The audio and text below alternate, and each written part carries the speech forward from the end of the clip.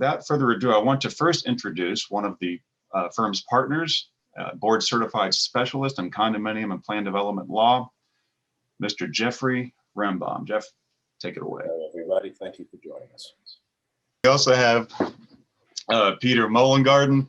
Also, actually, all of our panel tonight are board certified specialists in condominium and plan development law.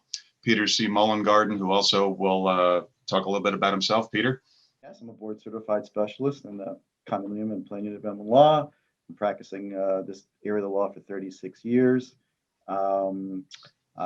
Jeff is probably going to mention this, but I'll just say it right now.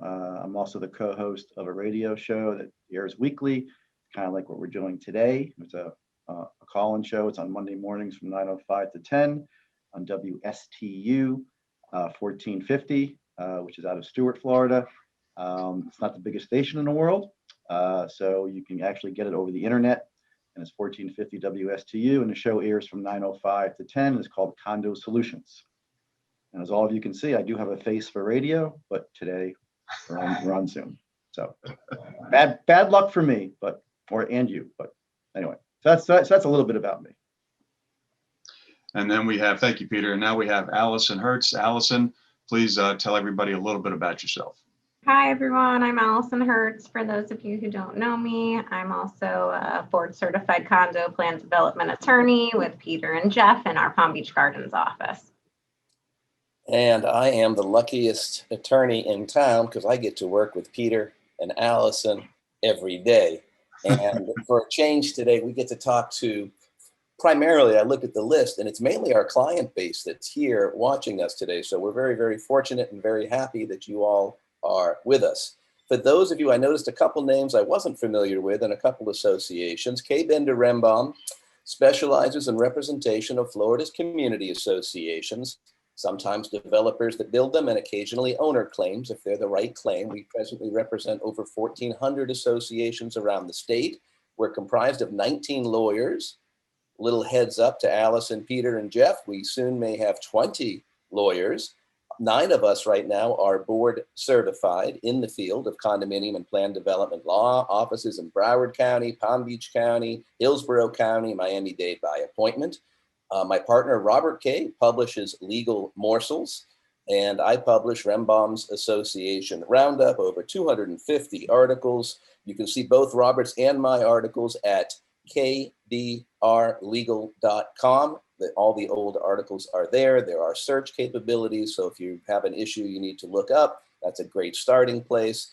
Attorney Robert Kaye hosts a monthly community association radio show, Ask the Experts. You can catch Robert on the first Thursday of every month from 6 to 7 on channel 1470 AM and 95.3 FM. And Robert likes to also record his so you can actually later go back to our website and not only see the audio, but also see the video.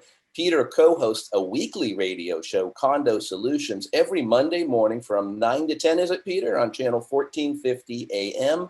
Meanwhile, the firm holds a whole host of different virtual events during the year for your education, everything from board certification to classes on finance, insurance, and the list goes on and on and on. Finally, I'd be remiss if I didn't mention my partner, Michael Bender, who chairs the CAI for the state of Florida, the Community Association Institute, their legislative lobby initiative, and he's very active working on community association legislation in Tallahassee during the legislative session. So there's a little bit about us. Maybe you knew it, maybe you didn't, but do check out our website, kbrlegal.com. Thanks. And thanks for being here for a little bit. Thank you, sir. Very well said.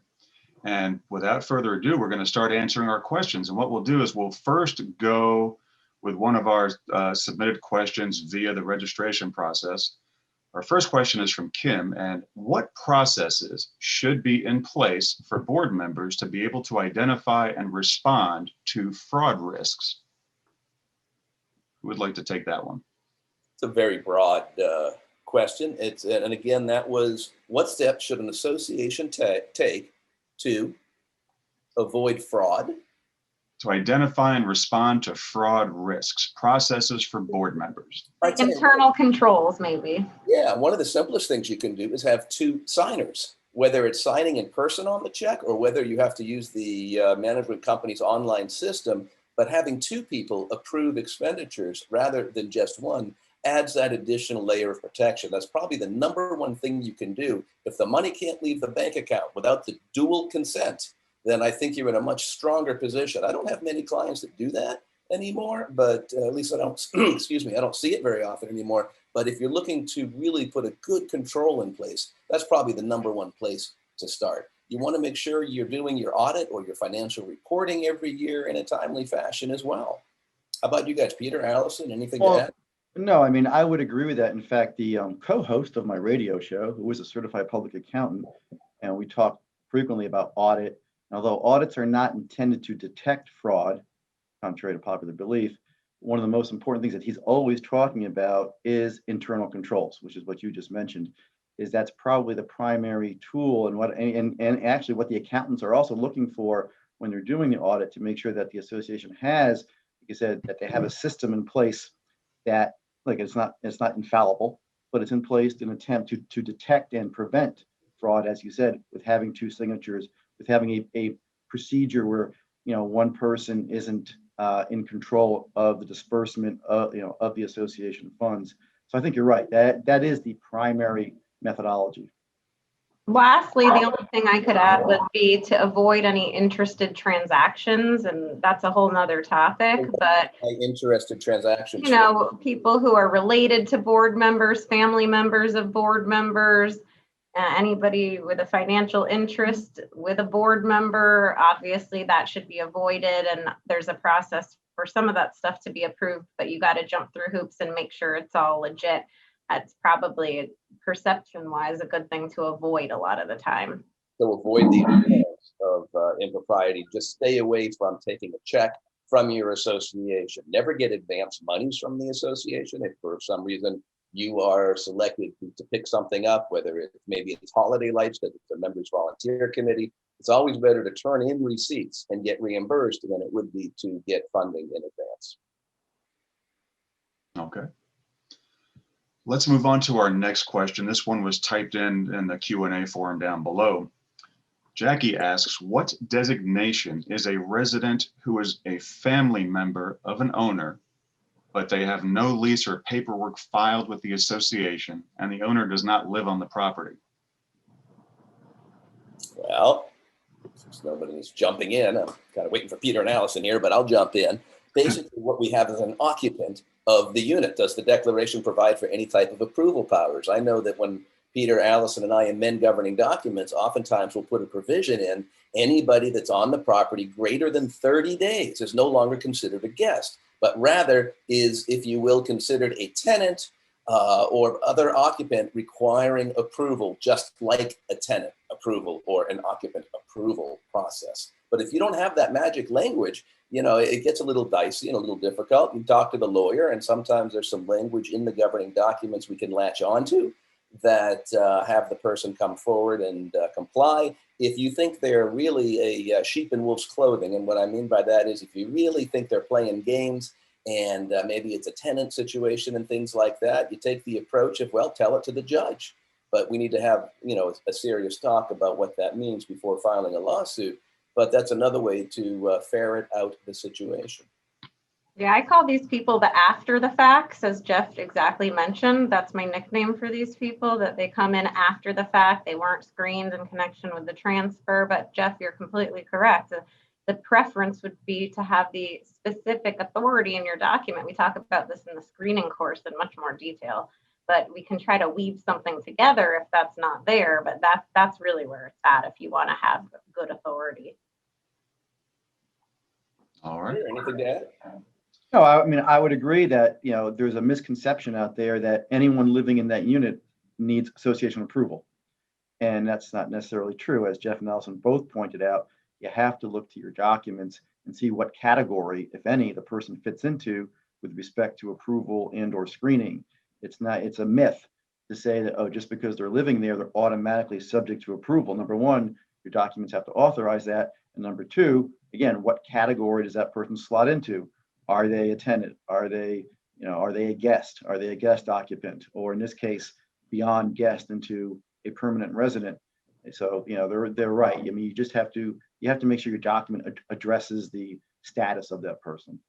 I think that's a good thing to just mention in detail, that it's not an inherent authority of any association to screen and approve. This is all document specific. You don't, the Condo Act, the HOA Act, the Co-op Act does not authorize screening and approval. It's only as provided in your documents. Yeah, because you hear all the time, like with either here or on my show, where people assume that there's some statutory right to, screen people. And that is one of the bigger misconceptions. All right. Well, thank you all.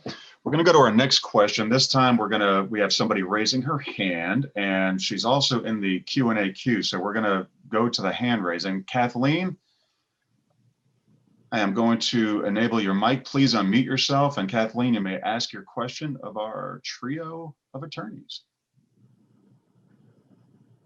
The floor is yours, Kathleen.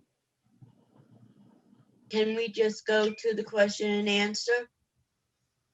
Would you Go like ahead and us ask to your read your question? Yeah, ask your question, Kathleen. Go ahead and ask your question. Yes. And in an HOA,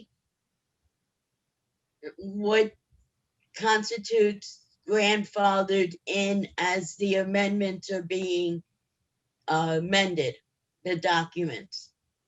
What is grandfathering all about, apparently? That's the question. Is that your question, Kathleen? More of a general, what is grandfathering all about? Yes. Yeah, for an amendment. Allison, you spoke first, you go. All right. I mean, generally speaking, there's not grandfathering in when you do an amendment, but it just somewhat depends on the situation. Let's say that your association was amending the documents to prohibit trucks, and somebody currently had a truck. The current truck that they have may stay, that truck would be grandfathered in, but that person would not be permitted to get any trucks in the future. So that's a pretty easy example. In terms of leasing amendments, HOA right now, there is no grandfathering. There's a proposed bill out there pending that would provide for some grandfathering for leasing, and we can talk about that in more detail. So that's sort of could be an exception to the general rule. But then you get into some situations that are sort of more difficult, like with a condominium. Sometimes we deal with like the smoking. We have an amendment providing no smoking in the condo, and people say, well, I'm already a smoker. Am I grandfathered in? And my answer is no, you're not. Each one is a new violation issue and can be the subject of enforcement. So the answer really is it depends really what you're talking about. A lot of the times things will be grandfathered in. Sometimes they won't if they're frequently done acts, I suppose. I'm assuming, Jeff, Peter, you want to have it's like almost like a reasonableness approach.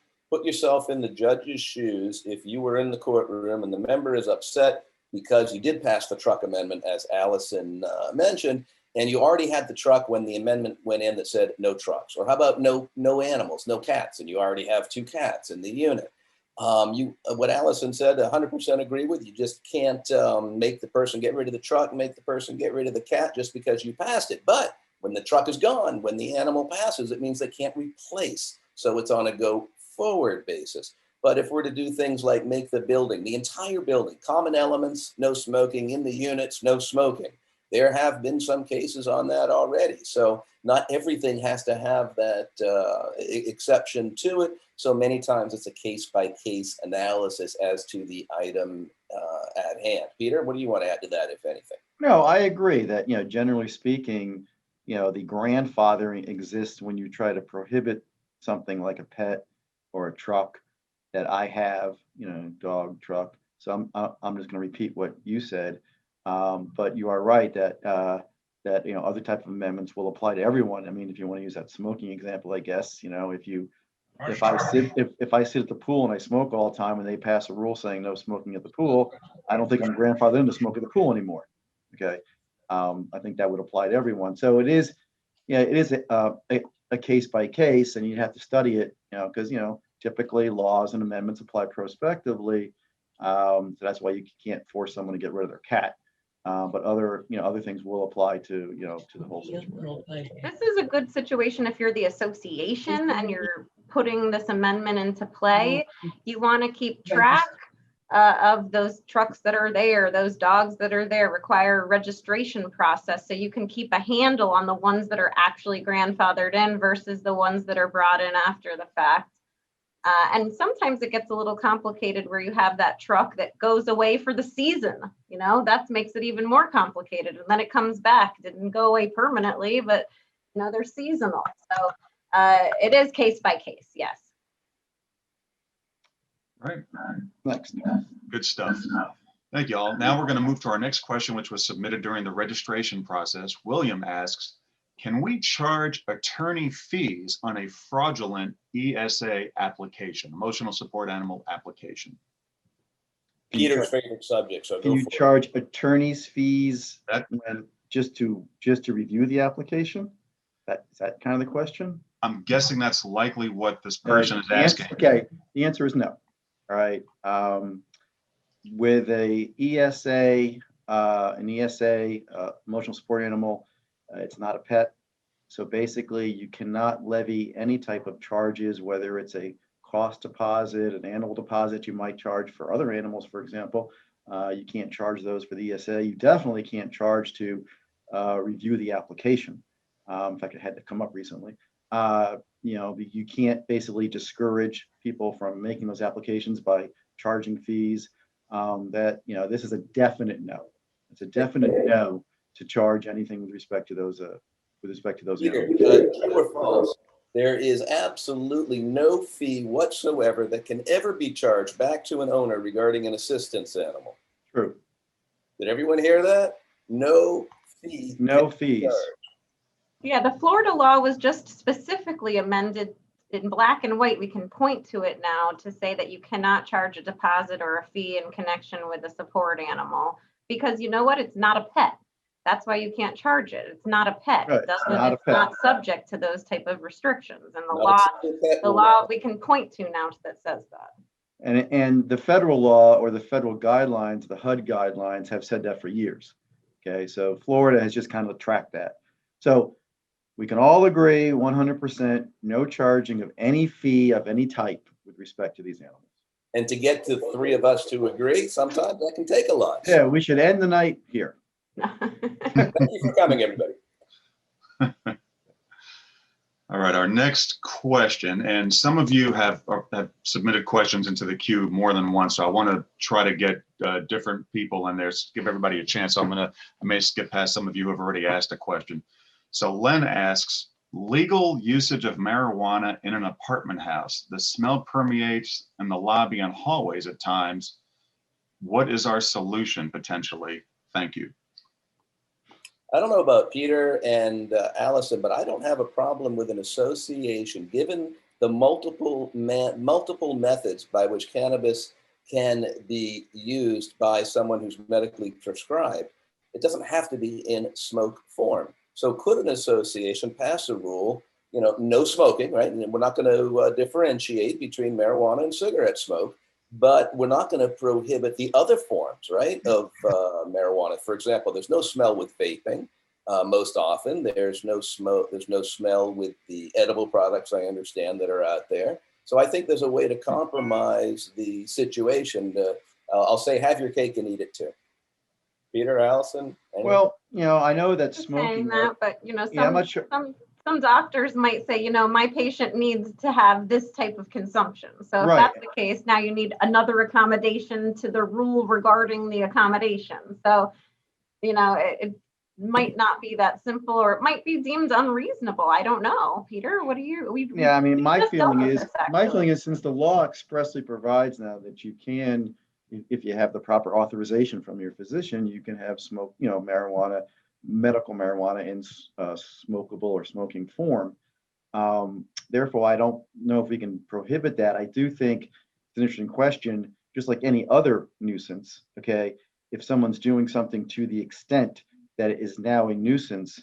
For example, I'll go back to what we just talked about with the support animals. Okay, if a support animal is attacking everyone and tearing things up, maybe that's gone too far. But same thing here with this. I don't think we can just say no smoking of medical marijuana. I don't think that would be reasonable. As Allison said, it could be that your doctor prescribes it in that form. That's the best effectiveness for this patient.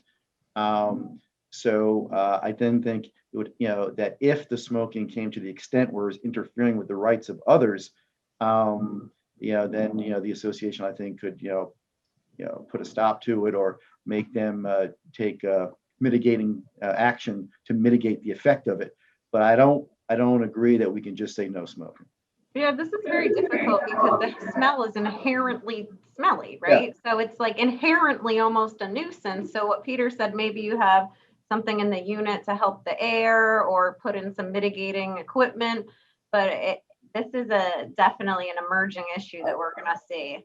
I'm still comfortable, I would be comfortable drafting a covenant voted on by the members that said no smoking, right? Marijuana or tobacco, with a carve out for, and in the amendment itself, that anybody that needs relief from this for a medical purpose, then they should make that application just like you would for the assistance animal. So that way the association has the wiggle room there. Well, that's what it would be. You would be granting an accommodation under certain circumstances.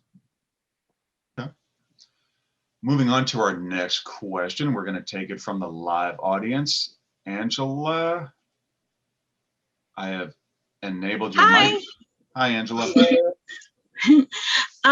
Yes, my question is, we have a inspection policy, and a couple of things that it includes is that members are allowed to request, make one request per month, that copies over 25, there's a charge, and that after the first 30 minutes of inspection, the member will be charged $20 per hour.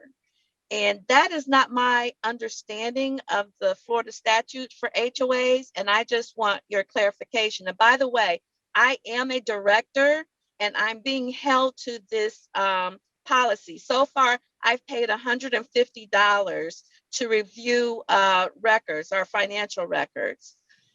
So I want to know, how do you feel about directors being limited to reviewing documents one time a month, and then being charged to review those documents? Is it an HOA or is it an HOA? Mm-hmm. Yes, it's a HOA. Allison, you want to start with this one, or you want? Well, I mean, the charge to a director sounds a little bit strange. The statute does not contemplate whatsoever charges to directors, but if you're just using, your lot owner hat here, I'm sure you read the statute. The statute provides for reasonable rules and regulations concerning records requests. It provides that the association may impose fees to cover the costs of providing copies of records, including the cost of copying and for personnel to retrieve and copy records. So the statute doesn't really fit the box very well for our records requests that occur in this day and age. The statute is more for managers and management companies, people in the office, to go look through files and make copies of records, and you can charge $20 per hour. There really is no limit. But I'm not sure it fits the box when you're just inspecting the records without the association really making copies or doing a whole lot otherwise. So, yeah, I don't think. It's a little bit strange. I don't think a babysitting charge under that particular circumstance. Yeah, I agree. There's no babysitting fee. It seems to really relate to when the association has the personnel retrieving and copying. It uses the term and. Yeah, I mean, I agree 100% that they cannot be charging $20 per hour to sit there and review records. Okay. There's associations are businesses, not for profit, fine, but they're still a business. There's a cost of operating that business. One of the inherent costs is responding to official record requests. And those types of things really need to be built into the assessment regime. It is really not talking about a whole lot of money, usually. If we have a cantankerous owner that we're having to deal with, there's other methods to deal with the official record requests and things like that. For example, we can invite you to my office to review the records and things like that. But that's when things are close to litigation or even in litigation sometimes. But the thought of an association charging that $20 if you go beyond 30 minutes doesn't seem to have any authority in the law for that. No, I don't think, I mean, I would be Well, the strong. law with it. does speak to the time greater than a half hour. So For that is used, but once again, it's Yeah, regarding that's retrieval Yeah, and but that's- copy. That's to retrieve the That's record, for not to Exactly. process and inspect. Exactly. I mean, my feeling on this is that, yeah, exactly. That's for retrieval. This is almost akin to a punishment. Okay, this is a discouragement to inspect the records. And in my humble opinion, this would never be upheld if it wasn't, like Allison said and Jeff, for the retrieval and copying, the time of your personnel to retrieve. You can't charge for someone to sit there and review. That is, quite frankly, you're just discouraging them to exercising their right to inspect the records. Yeah, it says in the statute, personnel costs may not be charged for records requests that result in the copying of 25 or fewer pages. So if you were getting no copies made by the association, arguably it does not apply, All right. Let's move on to our next one. This is one of these submitted questions during registration. John from an HOA asks, we have a 7-person board, 3 current directors. Are they obliged/required to fill the vacancies? Thank you. Well, they have to fill at least one. It's a 7-person board. They only have 3. I'm assuming majority is a quorum. You can't operate with less than a quorum of directors. And I'll assume a quorum is a majority, as it is for most associations. So if you don't have a quorum of directors, and any owner can petition a court to have a receiver appointed, which is the last thing you want to happen. So they at least have to appoint one. The law isn't really all that specific, unless Jeff and Allison are aware of something that says you must fill the other vacancies. But I do think, as a matter of reasonability, most documents say that in the event there are vacancies caused by death or resignation or something like that, that typically the word is shall, the board directors shall fill the remaining seats. So I would say that, yeah, they should fill those seats within a quote reasonable time. They don't have to fill them tomorrow. Definitely that 4th seat. Without that 4th seat, the association really can't operate. The other seats, in my opinion, should be filled within a reasonable amount of time. Okay. People have a misperception that, your quorum just like reduces automatically depending on the amount of board members who are serving. And that just isn't the case. You have to have the quorum based on how many directors you actually have. But another option could be that you put out a notice of election and have an election for the vacant seats as well, and rather than have an appointment if the people just can't decide.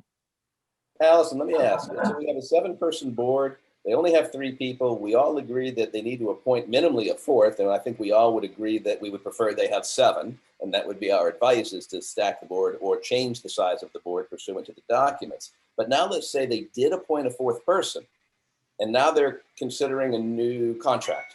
How many votes are needed in order for the contract to be passed by the board? We had a board of 7, but now they're only functioning with 4. Does it need to be unanimous? Or can 3 of the 4 make the decision? 3 of the 4 can make the decision. Are we all going to answer the same on that again? Wow. Yeah. 3 out of 4. I don't ask questions if I don't know the answer in advance. Lawyer 101. Yeah, but I thought that the audience out there might enjoy hearing the rest of the story on that question. So yeah, they can operate like that, but they all got to be sort of on the same page. And at meetings. Yeah, they all have to be there. Otherwise, you have no meetings. You have no quorum, right? You need the 4 Right. to create the quorum. And then it's the majority of the quorum rules the day, absent something else in the bylaws that might change that. So here's one submitted live in the Q&A function. Kathy asks, if an owner is doing work in his or her unit, trying to hide what he or she is doing, won't answer the door, et cetera, potentially without a permit or licensure, lack of insured contractors, what is the association's liability if damage were to occur? Boy. I mean, You're about to start, I think. I'll let Allison go first. Okay. what is the association's liability? I mean, if it doesn't have knowledge or it can't control the issue, you would suspect that it wouldn't be liable, but we all know associations get drug into all sorts of disputes, especially if it's a condo, right? And they damage something and it damages the common elements, and now the association's involved because owners can't maintain or repair common elements, and we had to get in there. So it does raise a lot of issues. What comes to my mind is that a lot of our clients want to just like go and break down the door and go kind of inspect to see what's going on in there. And the statute, at least in condo, doesn't really give us the right to go in to inspect. It gives the association the right to go in to maintain portions of the unit it maintains and in an emergency basis. So this is a situation where you might just want to go in and try to figure it out, but you might not really have that authority because it's not an emergency or it's not a maintenance issue. This is sort of an enforcement issue. You write a demand letter and then you continue enforcing. Was it an HOA or a condo question, Allison? Do you know, or Jeff? It was it does not say, Because if it's a condo question, then it goes back to the lecture I always joke about, everything you wanted to know about repairs and maintenance and were too confused to ask, because in a condo, the person that causes the problem, as Allison was alluding to, oftentimes isn't the party that's going to be responsible for the repair to effectuate that repair. But that doesn't mean the association then doesn't have a cause of action or right of set off against the owner that was doing those bad things to begin with. Even though the association may get stuck with the repair responsibility and bill initially, doesn't mean we can't then proceed against the owner. Peter, we'll, you want to jump in? We'll assume it's a condo because she used the word unit in the question, so we'll assume it's a condo. But do we think that the association is going to be responsible for like some owner's unlicensed contractor? I think that might be what this person's trying to ask. This one's difficult, okay? Because it is. Allison's right. We don't just have a right, again, one of those myths, just to go into units and look around to see what the heck is going on. On the other hand, as we all know, the law, sometimes bad facts make for bad decisions and bad outcomes. If the association knew or should have known that there were shenanigans going on in this unit, for example, unlicensed electrical work, which could be a hazard for the building, and the association did nothing, well, that looks bad before a judge or jury. Can you perhaps use the right to go into a unit to perform maintenance if you know or you're pretty darn sure that something's going on in there that could create damage, and you're arguing that you're going in as a maintenance to prevent damage to the unit or to the common elements? Again, but there you have to be pretty aware that what they're doing, again, is either you knew or should have known. So again, this I'm not going to lie to you, this is not an easy one. At the end of the day, if you think it's a dangerous activity, you could err on the side of going in and dealing with it and deal with the owner coming after you later for, infringing of the right to inspect your unit as opposed to the building burning down. You got to weigh those kind of things. So you do have to kind of weigh, what's going on. Are they doing some minor nothing that probably have no effect on, on the building? I know this was an imperfect answer to the question, but this is one that just has various degrees of the facts, and facts are facts are facts. So I think you really have to weigh exactly what's going on. What is the risk? What is the risk of liability? What is the risk of damage or injury? And then make your decision. Okay. Let's move on now to a person from the live studio audience. Yeah, before you go there, I just want to add to what Peter and Allison already said.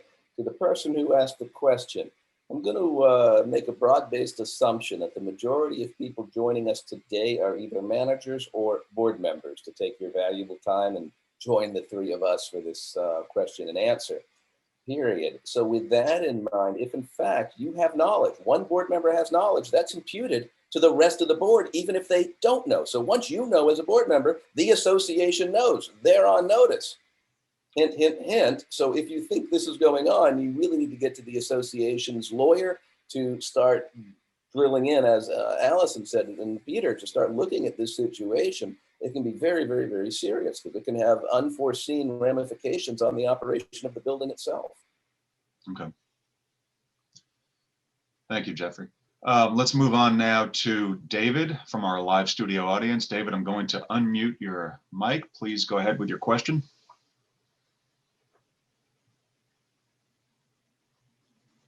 David, are you there, sir? Okay, There sorry. you are. Okay. Our condo association is having an issue related to the number of board members necessary to make a quorum at a board meeting. The issue is that 10 years ago, we did have an attorney for the association who gave an opinion that we needed to have 7 members in order to make a quorum.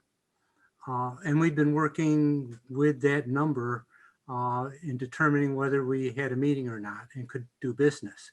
This year we have a new president, and the new president got the opinion of another lawyer that said that we needed to have 11 people, 11 board members present in order to have a meeting. And further, the new president is claiming that contracts approved by the board last year when we had less than 11 are not valid. So it's kind of like we've got 2 opinions, and nothing's changed with our documents in between. They're both based upon actually amendments to the documents. But do we have to go get a 3rd attorney, or how do we deal with this? You need 100 lawyers. How many directors do you have? 20. How many? 20. Oh, 20. boy, fun meetings. And I guess simple question. I mean, what do the bylaws say for the number of that constitutes a quorum? I mean, this sounds like a simple question, but I would think it's simple. There's actually an amendment, and the amendment says that we have to have at least 7, and that 7 has to include the president and the secretary. The new opinion that we got from a lawyer, I really can't understand why he made that opinion, you know, although the answer from that attorney is being filtered by the new president. It's not in writing. Well, why? Well, hold on. Wait, stop right there. That was a big red herring to me. It's not in writing. This is what the attorney said. If I had a quarter for every time someone said Rembaum said that I never said, oh my gosh. No, it has to be in writing. And that brings up a really good point about today. Jeff, I don't think you mentioned it yet. None of what Peter, Allison, or myself say today during this webinar should be considered legal advice that you should go act on. We don't have your governing documents in front of us. We are speaking from a general law point of view, albeit with a whole lot of years behind us in this field. But nevertheless, you need to go back, even if it's something and you're one of our clients, you still need to come back to us because we need to verify certain things in order before you should take action. So I want to put that out there right now. That makes great sense. Here's a HOA or condo. I'm assuming HOA here. No, it's a condo. No, it's a condo. And you got 2 opinions. One said, tell me again what each one said. Okay, 10 years ago, and this is in the minutes of the meeting, we had a lawyer give the opinion that we needed to have 7 members, board members present in order to have a quorum. And that had to include the president and the secretary. It's based on an amendment that, you know, I know it's hard for you to get into documents to give us answers. Yeah, we're not going to get to finality on this one, but the bottom line is, and Peter, Allison jump in too, I think that if your present board is comprised of X members, that in order to take action, you need a majority of the quorum of that size board.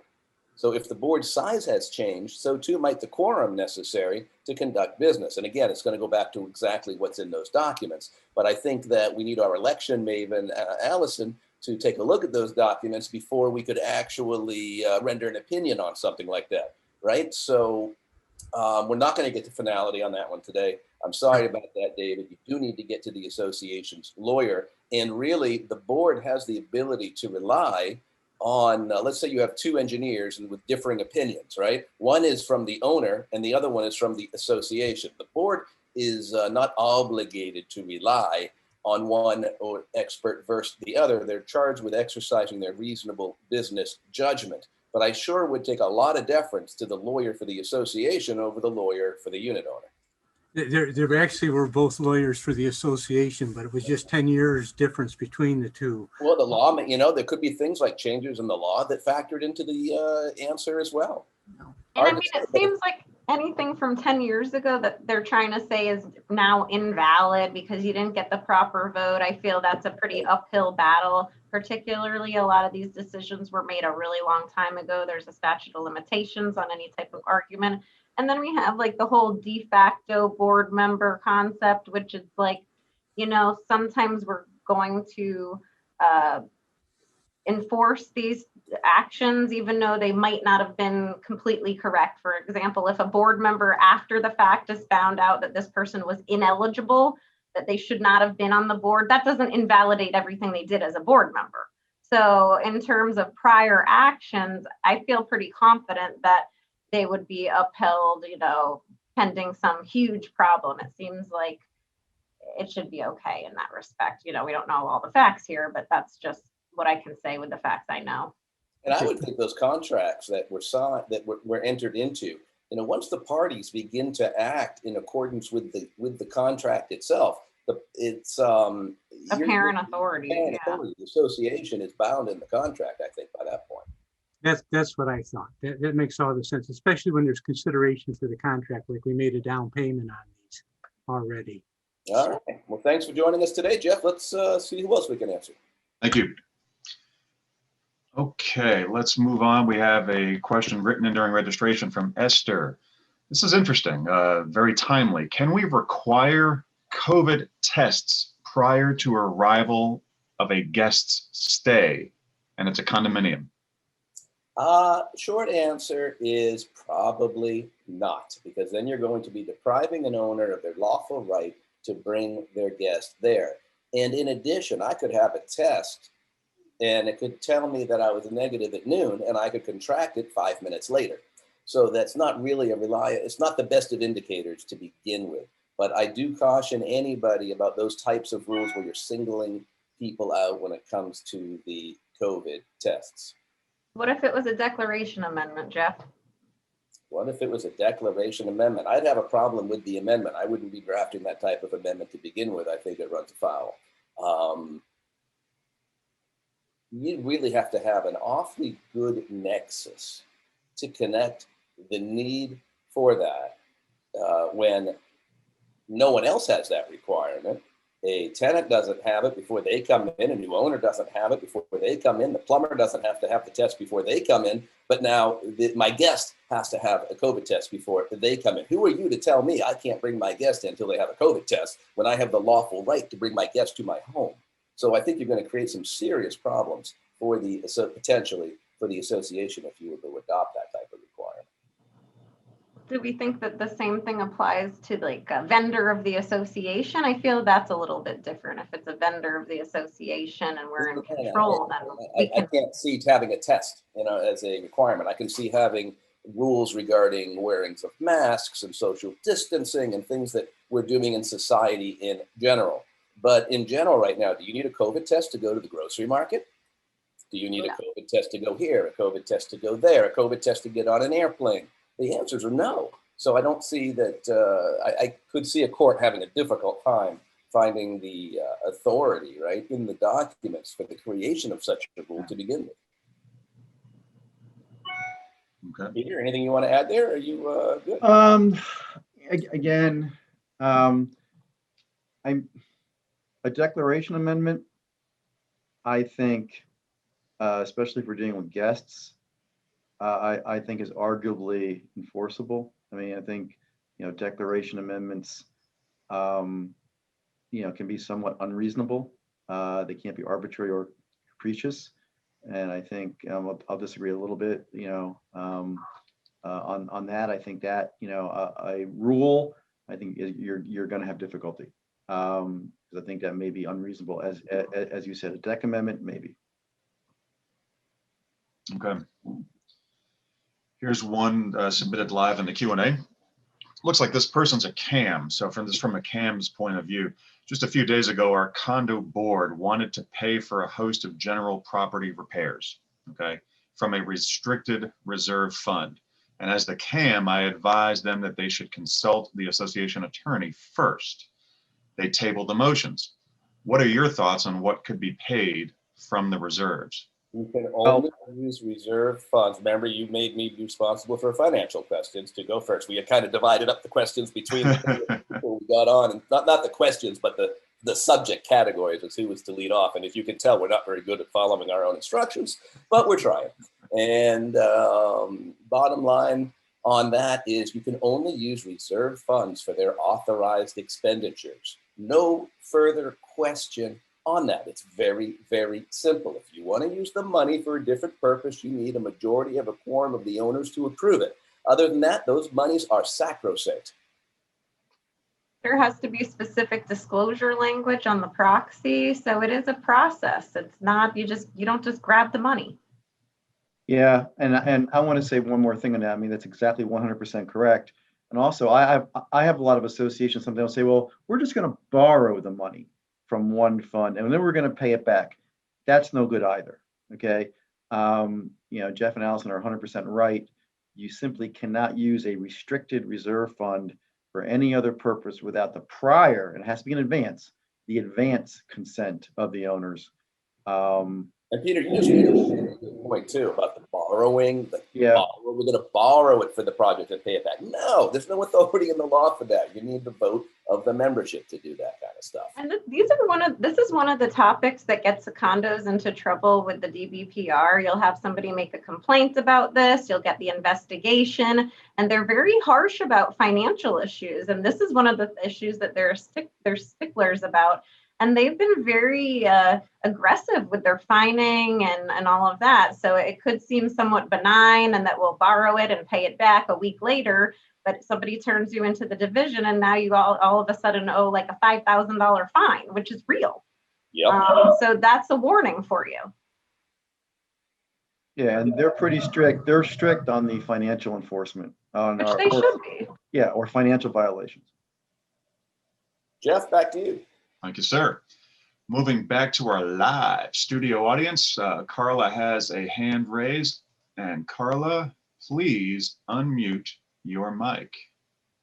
The floor is yours. Oh, yeah, there you go. Go ahead, Carla. Looks like you might have an audio issue there, Carla. Your mic's off, but we don't hear you.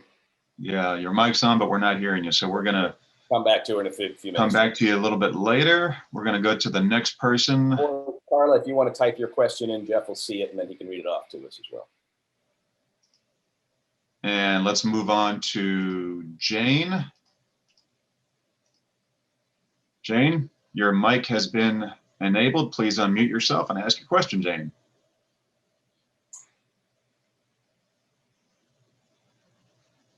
Two for two? Batting 1,000. Jane going once, going twice. And we're going to move to the next person. I apologize for this. And let's try Sheila. Sheila, your mic has... Sheila, can you ask your question? Okay. It sounds like a systemic issue somewhere. Sounds like something on our end. Maybe we... But we're all still communicating. Hopefully the listeners can hear us. Okay, let's go on to a written in question. Barbara from an HOA asks, can a member request a copy of a Zoom meeting video? Who wants to take that one first? Well, who's making the Zoom meeting video? That's the threshold issue. Is it the president for the association? Is it the secretary for the association to make minutes? Is it some owner? So whose video is this? That's the threshold matter. Allison. It's a board member who's doing it for their own. They just want to go back and look at it tomorrow. Okay, so if a board member is videotaping the meeting for their own personal purpose, then that's not subject to inspection because it's not an official record of the association. It has to be an official record of the association as the threshold issue. So let's The just say secretary that. is going to look at it over the next week to create the minutes. What about that one? So in my opinion, that loops it into the association record, but both the Condo and HOA Act say that only, quote, written records are subject to inspection. So you can make the argument that this video is not a written record. It's debatable whether it is or not. It's something I don't think the law is really caught up to, and I'm not aware of any cases on it. The statute never really provided for this written record language until a couple of years ago. And the counter argument would be that the data is written to a disk, so there is still a form of writing. Let me change the fact pattern ever so slightly. Secretary is still recording it so she can make her minutes, but the board at the board level has adopted a policy that says 5 days after any audio or video recording of a board meeting done by the association, that video will be summarily destroyed. And that's the policy so that we don't have tapes from 20. By the way, for those listening, I really, really like those kind of policies. I find that having a video record and audio record, if you're in some type of litigation and you have that detailed type of record out there, that can probably more likely work against the association more likely than help. So I'm not a fan of keeping electronic storage records of the meetings, if you will, in a Dropbox setting, every board meeting for the whole last year. I like the policies where, after so many days are automatically deleted. But would we have to provide the record or not delete the record? Let's say we have that rule in place. 5 days later, it's supposed to be destroyed and we get the request on day 4, but of course we have up till day 10 to produce. So what then? I'm kind of okay with the destruction at that point, as long as the rule's in play. But Well, I mean, you guys can correct me, but I thought the old rule said that if you do record, at least that was audio recordings back then, it remained a record until the minutes were created from that. So That's correct. So I'm not sure I would go with the automatic destruction. I think if you make the minutes, and the minutes, are then the minutes, and then I think you can destroy. I think one thing that's implied in this question maybe is, seems to be say that just because you're doing it on Zoom, the association is recording. And I don't think that can be necessarily assumed that a Zoom meeting means a recorded meeting if the association is keeping a record. And I could be wrong on that. I am not the Zoom guy.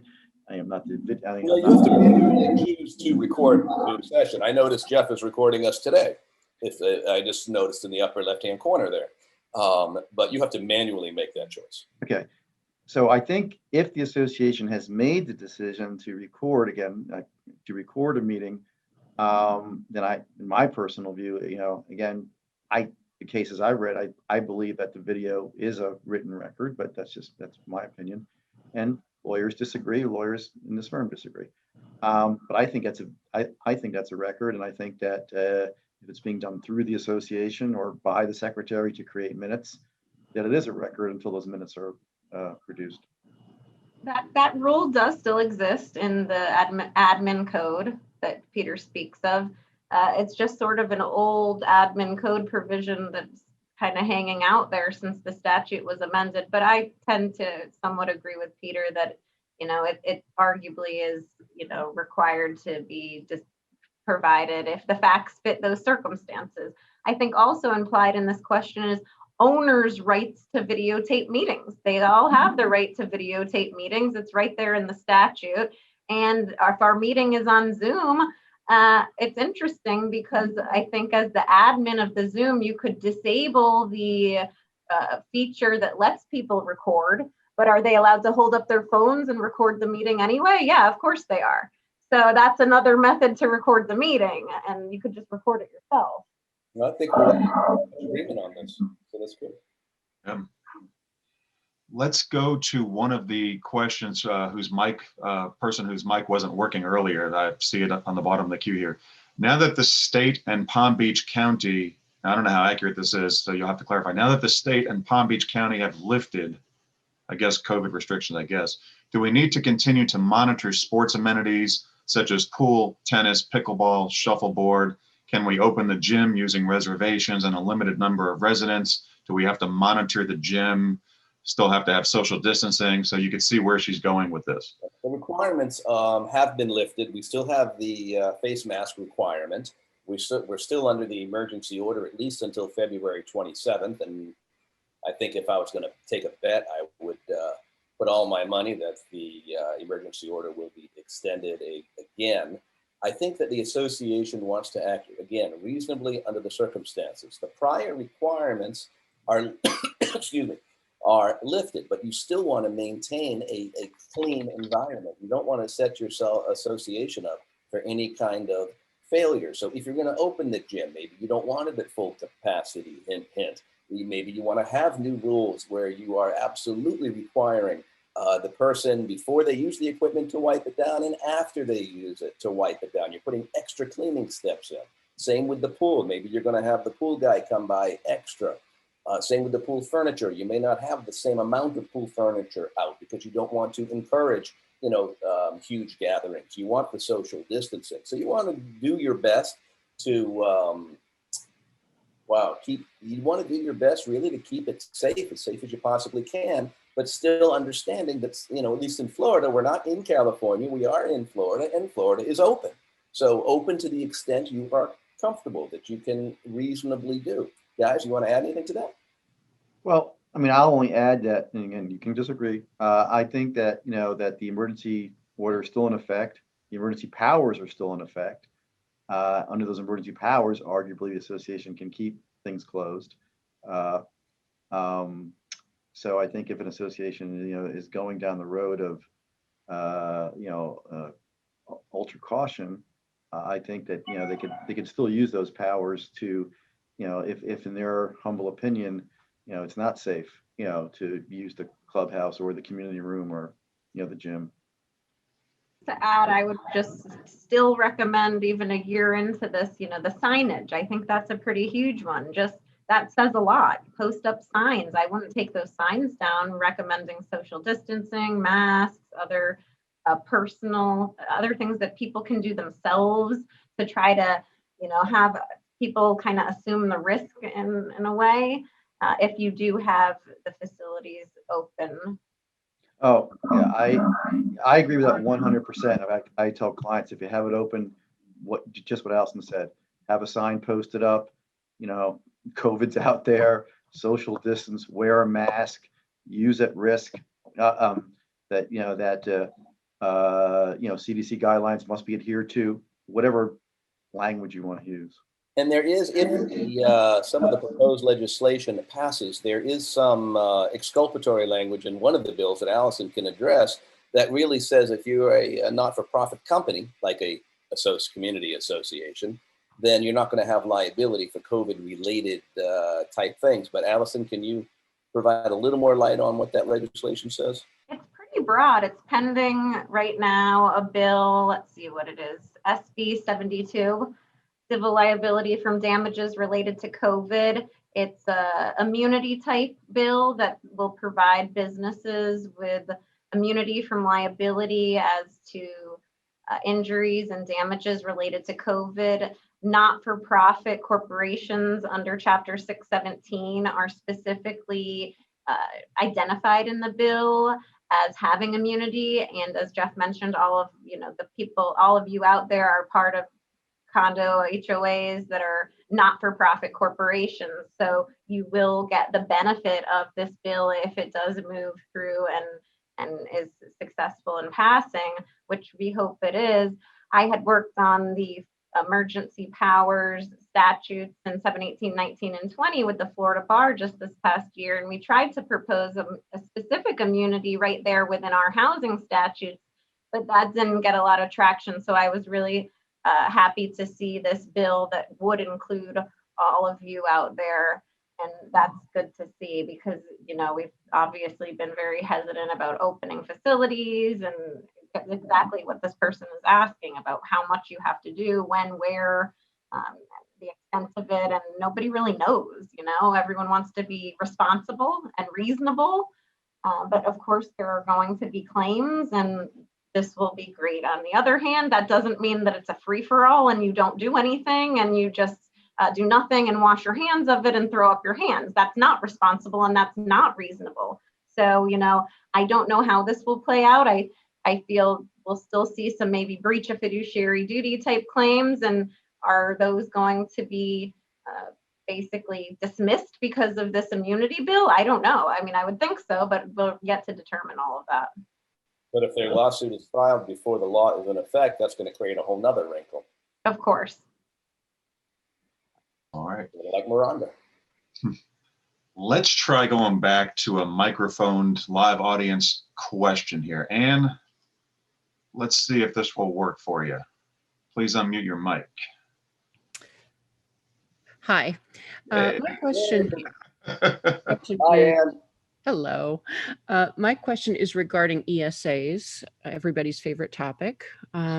So what do you do if you suspect that there is a fraudulent ESA on the property that has been approved?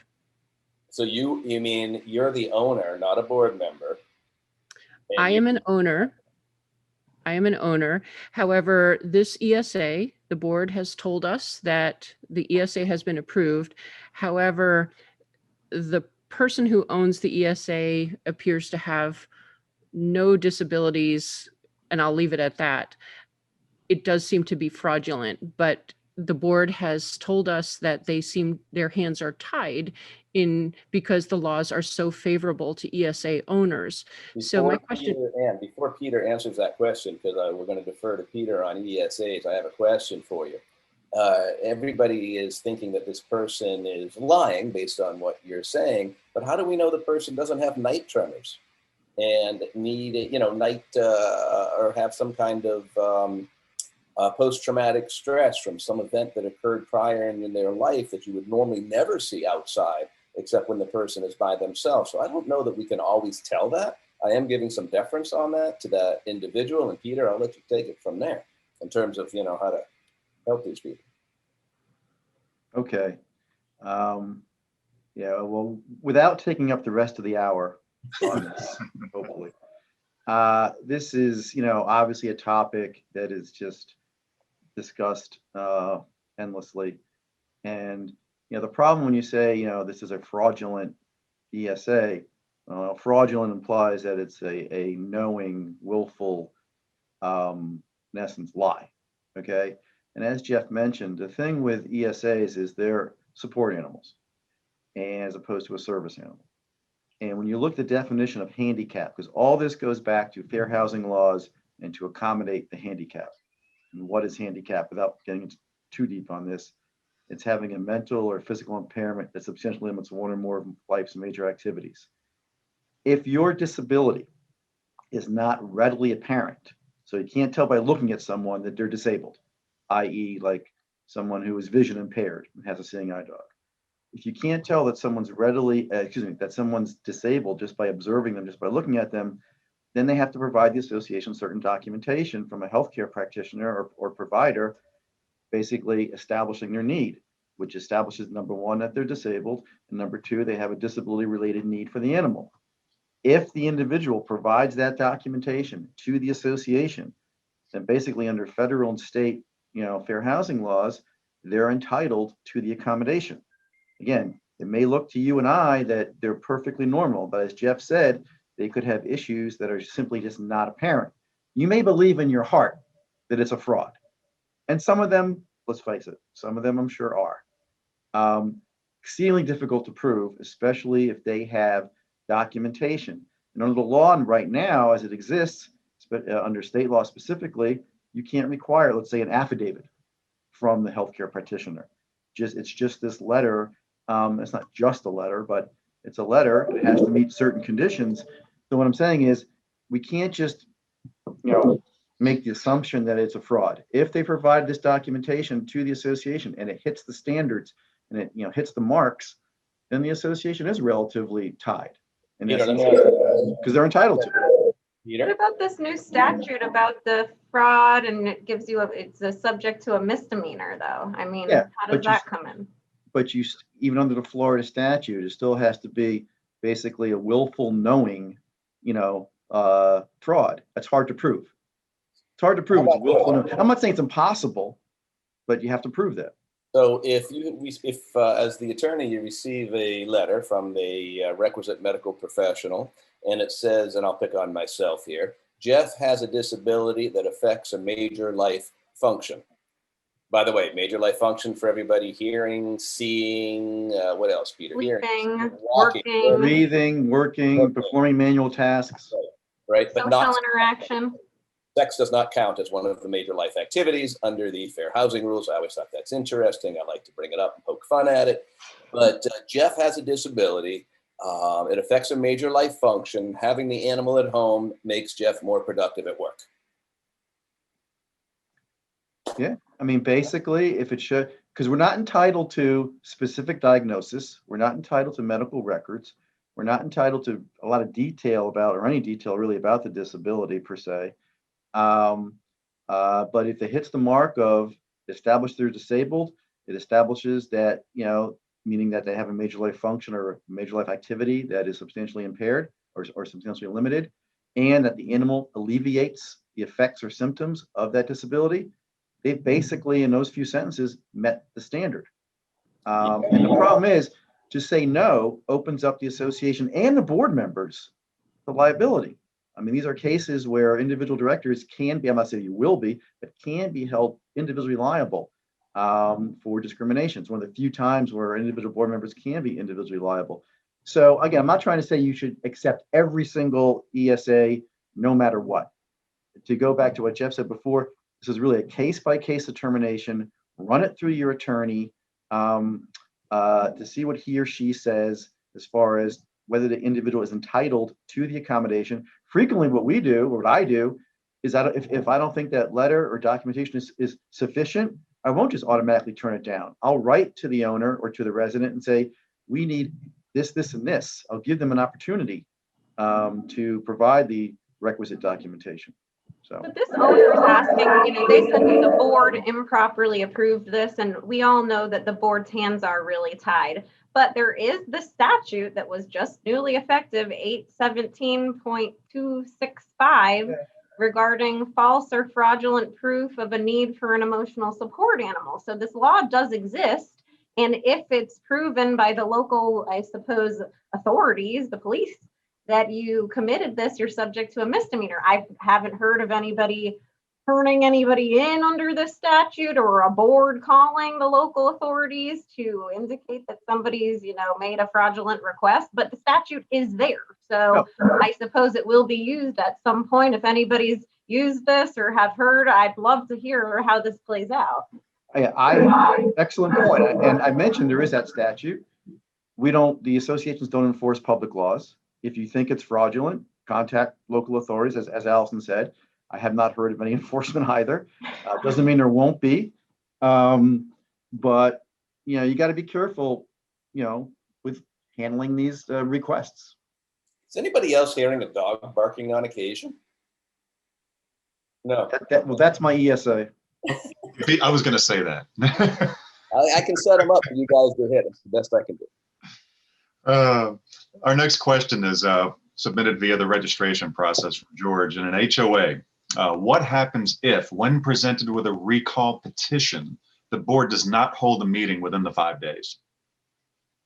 That's right in the statute. If the board fails to hold the meeting within 5 business days after service of the recall is deemed effective. So generally speaking, that new board would take over. Practically speaking, if the old board refuses to turn over records and refuses to leave, you're in a situation. But that's the general answer in that type of situation. Okay.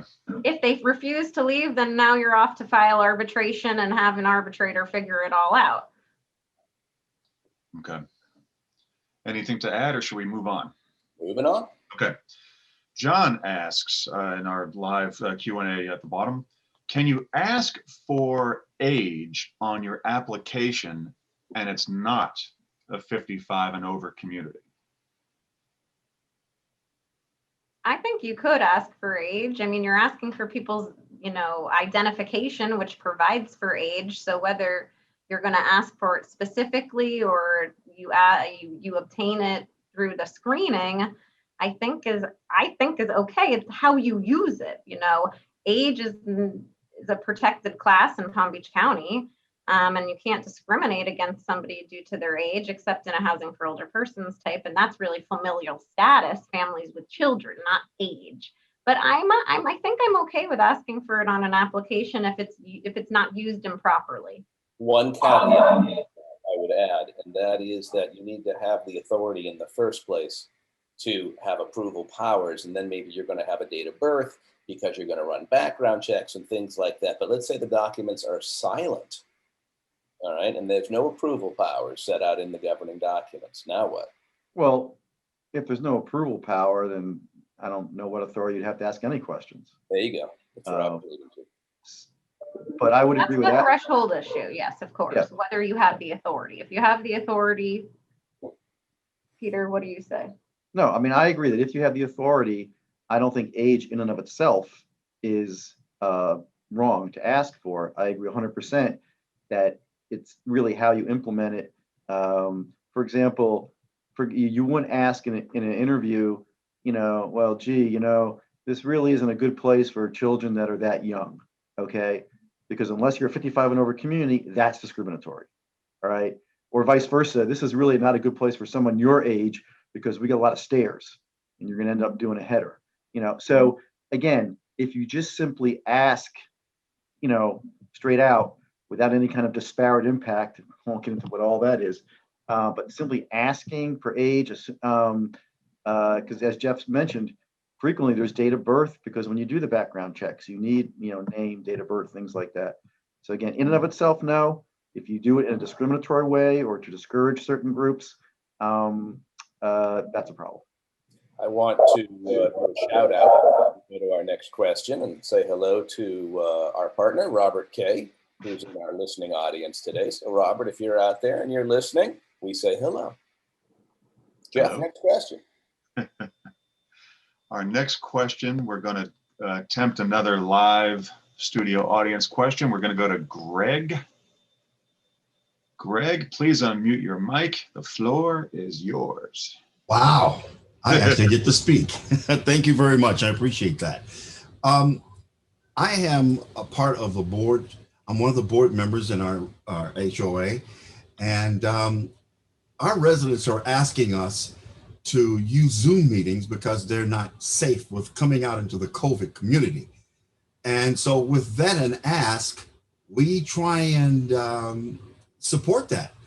So we had one Zoom meeting.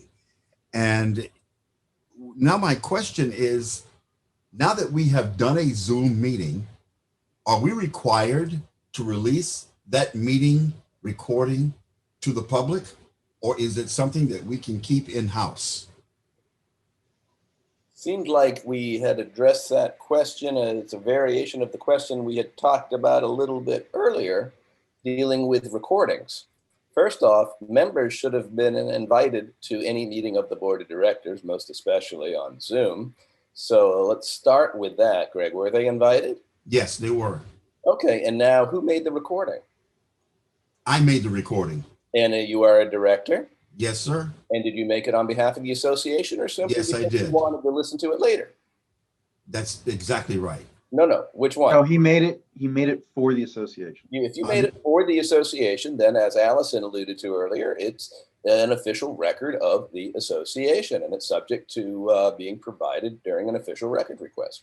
Okay, But now that are doesn't we mean you're also, required to send it out just in the matter of course. I think a lot of owners sometimes, once the board gets into another variation of you send out minutes right after they're approved, you just email it to everybody. That's not really required. It's similar to that. You made this Zoom meeting recording and now everybody just wants to have it forwarded right after.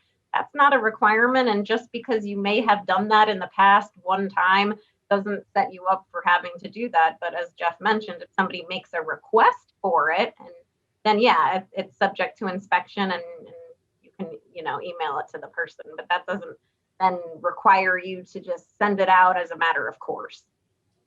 is it also a matter of record? Do we have to keep it in a reserve vault or something for a period of time? My advice would be obviously get with your association lawyer on it, but I favor having a retention plan, whatever that may be, so that after a certain amount of time, you may no longer have it. Obviously, the minutes have to be created before you can, I would suggest destroying it. But then I do think there should be a regular schedule for whatever it is, whether it's at the end of the week, whether it's immediately upon the minutes being created, whether it's once a year. But I do think there should be some kind of policy so that that's not sitting out there forever and a day. Okay, thank you very much. May The I ask? minutes of the association really are a scant record of what took place at the board meeting, right? The minutes aren't designed to say, Sally thought the pool looked terrible because there were too many leaves. Joe thought the water had too much chlorine.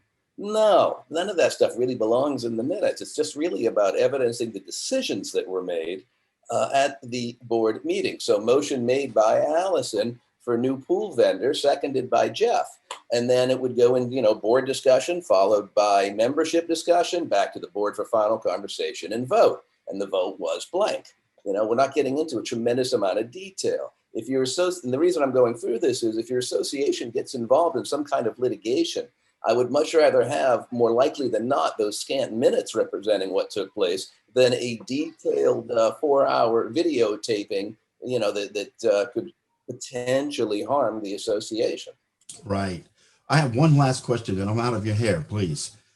Since our association is a nonprofit, do we have to have live monitors like staff at the clubhouse to govern social distances and the wearing of masks? Or can we rely on our residents to be adults? Yes to both. If you want to, if you're a well-funded association and you have the resources and you want to do that, you can. There is no obligation to do that.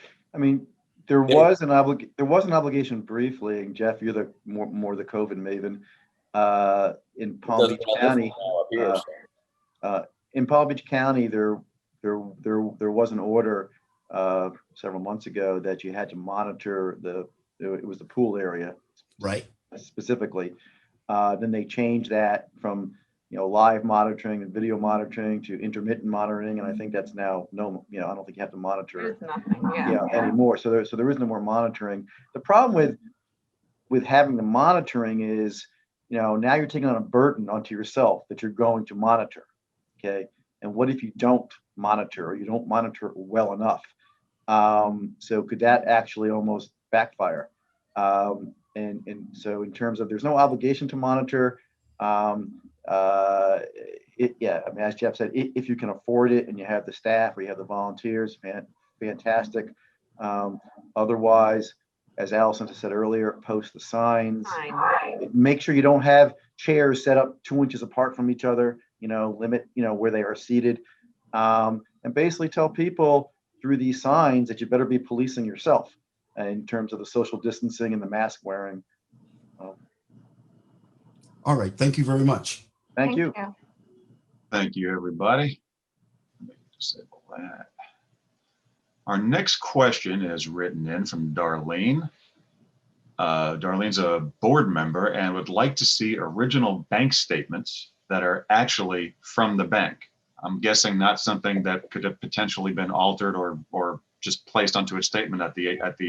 Listen, if the association has it as part of the official records and somebody makes the request, every member has a right to inspect the official records of the association. The association isn't obligated to cherry pick the records, though oftentimes does in today's electronic world. And I think if the association has it, it needs to produce it. It doesn't mean the association has to go get it if it's not in its possession. Alex? That's what I was going to say. And in terms of, back in the old days, I know you used to get bank statements with all your checks, right? And you get the original checks back because old guy like me, and I remember, seeing all those canceled checks. And I don't even think checks are even used anymore, right, by half the people. But if the bank is not sending you that stuff, so it's not in your possession, Jeff's 100% right. I agree. You don't have to produce what you don't have. You don't have to go get it. But to the extent that you have bank statements, now, can someone have to review the quote originals that are in your files? Yeah, they can review those. They can get copies of those. They can't take those originals out of the office. In fact, I tell my clients that during record inspection, especially if it's original records, I like to have a babysitter there to supervise, to make sure that shenanigans, because let's tell you, stuff happens, right? that people don't, either mark up, steal, take your original records. So, in terms of original records, yeah, to the extent you have them, people are allowed to view them and get copies. Okay. We have Jean asking if the DBPR fines the association. Are board members individually responsible, or does the fine get paid from the operating budget? Operating expenses of the association. All Yep. right. That was an easy one. Let's go to the live studio audience. I don't know how to say this name, so I'm going to call you Rev. Rev, I'm allowing your mic to be unmuted, so go ahead. Revelry. Revelry. Rev, are you there? Mic's off, Rev. Unmute yourself. There There you you go. go. There we go. Rev? In 3, 2, 1. 1. All right. Rev, go ahead and type in your question. We'll try to get to it. Let's go to John. John, your mic has been enabled. Go ahead. Thank you. You answered my question before about the age. I was the one who asked the age question. Can you answer? Oh, But okay. I do have another issue now that we're on.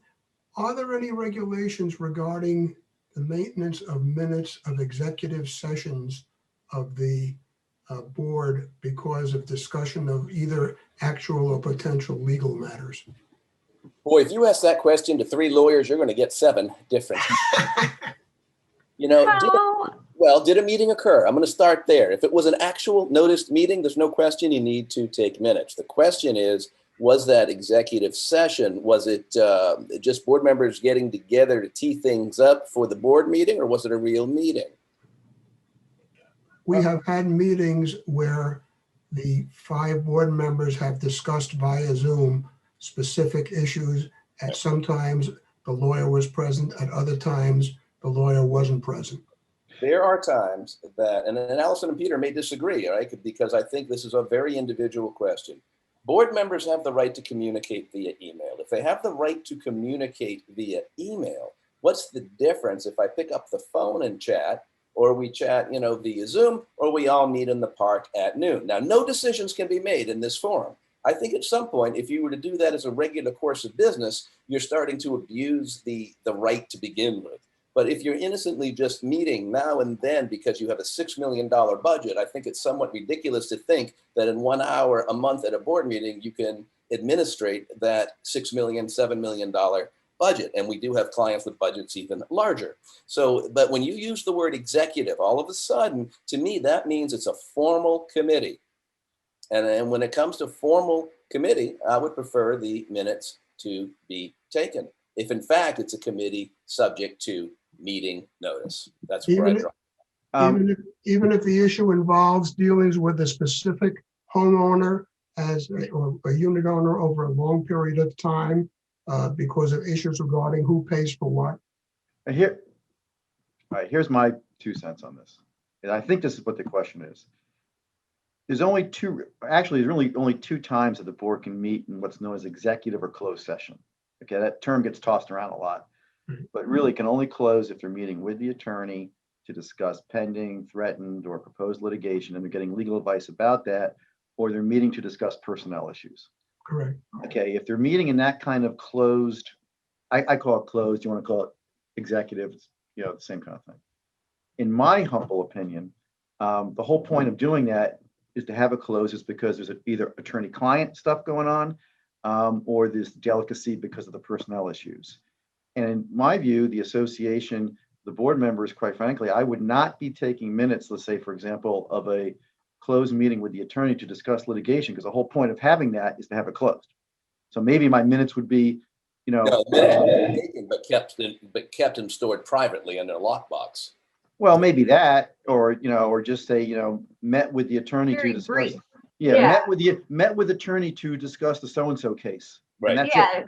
who was there, date, time, and place, what Now- the meeting was generally about, not disclosing attorney-client, And then when it was adjourned, I mean, just to mention, these are meetings that do require a notice. It's not that you just, you have to post a notice, closed meeting with council on this date. And then your meeting minutes match up and provide the basic information. And if you want to go a step further and have these attorney-client privileged meeting minutes, you better keep them locked up, as Jeff suggested, because those are dangerous. I don't suggest that. I would rather just have very brief, bare bones, very brief minutes. Well, I think minutes would be brief and bare bones anyway, so I've always subscribed to that theory, even at a wide open meeting. But not even what you decided, just what it was about generally. If we're making decisions in those meetings, I would want a record of those decisions being made. But with the understanding, those minutes need to be kept under lock and key until such time as it's okay to release them. Perhaps the litigation is now over and the members want to know what happened.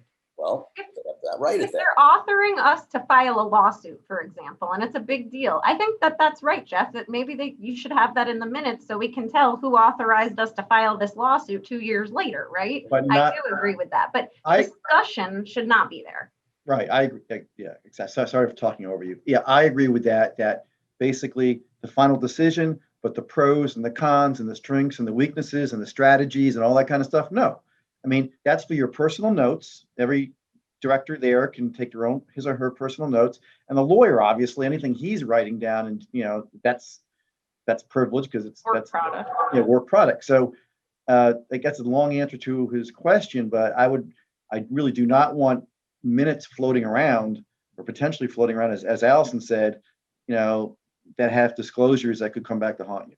And I will add, the conclusion of the litigation or the contested matter, what have you, every letter that I write, Peter, Allison writes, that's attorney-client privilege. That privilege never goes away just because the litigation is over. Now, the work product, the records of the experts, those are then available to the members if they request them.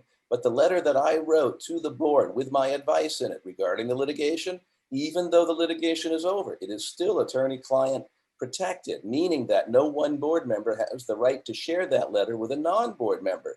The board could, if it wanted to, decide to take a vote to waive the attorney-client privilege and say, here's what our lawyer told us. But you can't just do that on your own. You need a board vote to share that correspondence. And the work product privilege stays with it until the end of the matter, the end of the litigation. Hope that helped our listener. And I told you, I warned you in advance, there would be 7 answers to that one. It's a tough one. So we are now at the 30-minute to go mark on our advertised time. So what I want to do is I want to get to the questions that were submitted during the registration process, kind of do like a rapid fire, try to get these answered for those who initially took the time to answer questions before everybody else. So let's try to do that a little more quickly here. So let's go to John's question. Jeff, before you go, I just want to remind everybody, because I know we're going to run short on time, nothing we say today should be relied upon as legal advice for your association. Even if you're one of our clients, you need to double back with the lawyer that regularly represents you, even if it happens to be me, Peter, or Allison, so that we can confirm whatever it is that was said, because we do not have the governing documents with us, and we're talking in broad stroke generalities today. Correct. Thank you. Thank you. Thanks for the reminder too. John asks, excuse me, what is the job of a fining committee? To say yes or no. Anything else other than a yes is deemed to be a no. The board sets the fine, then it's 14 days notice to the offending member, then fining committee must meet. It's not optional, fining committee must meet. They then decide either yes or no to what the board fine that was levied. Is it yes, is it no? If they change it, it's a no. Okay. The next one is, what are the changes, or what are some of the highlight changes to statute 720 sent from the legislature coming up? We'll have a few of those possibly. There is a leasing amendment for 720. This is kind of a big deal. I feel like we've been talking about this for 3 years now, that the HOA Act might catch up with the Condo Act to provide for grandfathering in the event of amendments that deal with leasing, duration, time periods, frequency. You can only lease once a year, or your lease has to be 12 months. Those will only apply to people who consent and to people who purchase after the effective date of the amendment. Again, this is a proposed law. It's not effective. We don't know if it will become effective. There are some exceptions here for 720 that will still allow you to regulate short-term leases of less than 6 months. So we'll see. I have a good feeling that's going to go through. So if you are in a community right now who has been thinking about imposing lease restrictions, now might really be your last time, and up until I believe it's July 1 when this would go into effect. Additionally, for HOAs, we might have, for all actually condos, HOAs, and co-ops, a new collection issue. We're going to maybe have a required warning letter statutory form now that you have to send before you embark on the traditional collection procedure with the two 30-day letters or 45 for HOAs. So those are kind of the big deals I see for HOA communities. I hope they do that last one. You would think that if the assessment's due on the 1st and it's late on the 10th, and the manager already sends them a delinquent letter, they, by the time they involve us, another letter, really? Yeah, and I'll mention that letter cannot have a charge associated with it. So it's a 30-day, I believe, late letter before you get to charge a fee for a collection letter or anything else. So this is like a legislator or a lobbyist got themselves into some hot water and is now reacting. Yep. To what happened. That is, I think, what led to this. Actually, that is true, probably. Now, moving on to the next one, and I do humbly apologize. We have so many questions. We're not going to get to all of them. We're going to do the best we can here. A board decision causes interior damage to units to fix an exterior issue. Who should pay to restore the interior? This isn't a condo. Far too complicated, not appropriate for rapid fire. Okay. Really, we can answer it, but it's just, if you want to go rapid fire, Jeff, you're going to have to choose your question. It sounds like an incidental damage type provision. If the association had to get in there and had to damage the unit, whether the association's responsible probably lies within the text of the declaration if it provides for incidental damage, as opposed to the association's negligence. That would be completely separate. So Jeff, you're right, it's complicated, but I tried my best. You did good there. And also, if you live in a condo and you don't have insurance, your HO6 policy, it's absolutely insane to me for anyone to live in a condo and not have insurance because of things like this question that was just asked and what Allison just answered. You want to make sure you're covered, if those side of things happen. We don't know if this is a condo or an HOA, but are annual audits mandatory? And if yes, is owner vote required due to expense? Well, if you want to do a lesser level of reporting than what is required in the statute, then in fact, you will need that vote. The board on its own can always vote to do a higher level of reporting. And if my notes are correct, an association with total annual revenues. So that means that includes all sources of income coming in. 150,000 to 300 needs a compiled financial statement. 300,000 to 5, but less than 500 needs a reviewed financial statement, and total revenue of 500,000 or more must prepare an audited financial statement. Association with total annual revenues of less than 150,000, a report of cash receipts and expenditures. So it depends upon the amount of total annual revenue, and then that tells you the level of report that you need. Next. And sometimes you can have bylaws that specifically require an audit. So you have to look at your documents sometimes. If they expressly provide that you have to have an audit, I think you probably do have to have an audit, notwithstanding what your income. The legislation tells us. I agree. It's something more specific. I think in the HOA context, the owners can actually vote for a higher level, not just a lower level, if I remember correctly. No, the board can do a higher level on its own. Board can too. All right, let's go, Jeff. All right. From a Cam in Miami, are family members of board members allowed to receive salary from the association without approval? I guess if they're hired as a contractor or something. Not if they're a service provider. 718.112, I believe it's 2P, precludes family members of board members, those within the third degree of consanguinity, from getting payment or services. So it depends if you're a service provider for a condo. If you're a service provider, it's a complete no-no. If you're something other than a service provider, you can jump through hoops to legitimize what this is. It's an interested transaction, basically, but it's not recommended because it usually leads to bad things, in my opinion. Stop. Don't do it. Yeah, That's don't. When they come, if you come to me and you ask that question, exactly what Allison said, don't do it. It just creates that the appearance, the optics of it aren't good when other members look at it and see that check written. It's just not smart.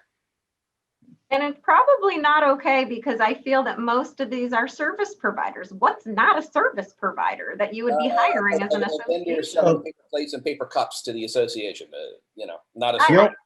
Yeah, the only exemption to the service provider is if it's, I think you have a less than 1% financial interest in the company, which is obviously going to be pretty rare. So the answer is, yeah, you can't do it, basically. And I will mention also, if you have a situation like this is not a rapid fire answer, sorry.